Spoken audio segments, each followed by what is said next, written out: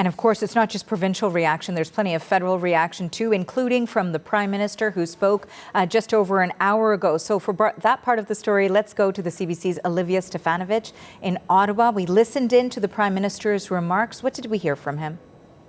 Well, Prime Minister Mark Carney says he spoke to U.S. President Donald Trump this morning, and he says the two leaders have agreed to intensify trade talks right away.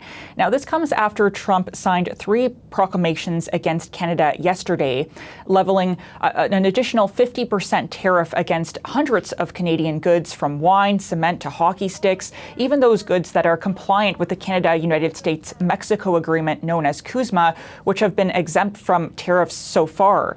Carney says he's looking for a comprehensive agreement with the U.S. when it comes to these intensified trade talks. But keep in mind, he also noted that Canada has made a series of detailed and comprehensive proposals to the U.S. over the past 18 months to modernize CUSMA, address U.S. trade irritants, and still we haven't seen an agreement reached between both sides. Now the U.S. is alleging that Canada is discriminating against the U.S.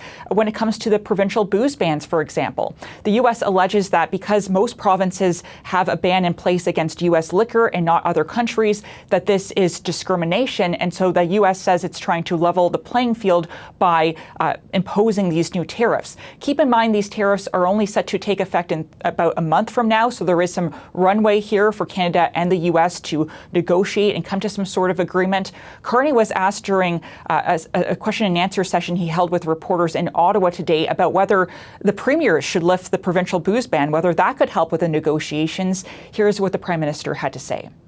The provinces individually took those decisions in response to a series of tariffs that were put in place, and also threats to our sovereignty.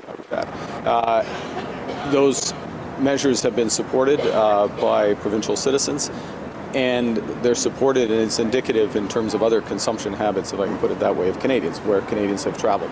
Other things that are on the shelves but aren't being purchased.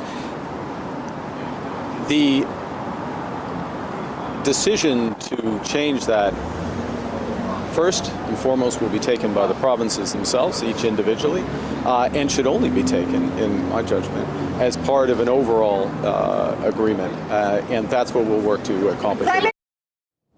So the Prime Minister says he's not asking the premiers to put U.S. alcohol back on the store shelves, but you can bet that this will be a topic of discussion and even debate when Carney speaks with the premiers later this afternoon during a virtual call of the First Ministers, and when Prime Minister Mark Carney also travels to Charlottetown tomorrow to meet with the premiers face-to-face. And of course, we wanted to hear from the Prime Minister, but many other federal leaders have been weighing in too. What have we heard from the official opposition and other federal party leaders? Well, we have a new statement to bring to you from the leader of the official opposition. In this statement, Pierre Poilievre states that this new tariff threat from the United States is unjustified and wrong. He says, especially since Trump is not making the same threats to Mexico.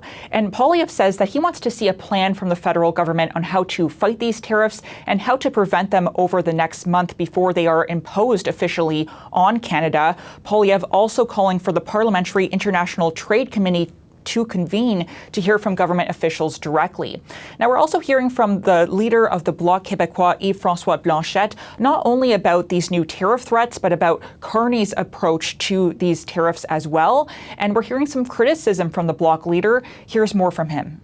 Here's one more example of the complete illogical behavior of the present White House. We have to adapt to that, and we now know, and they said it themselves, that the strategy being implemented by the Carney government is a failure so far.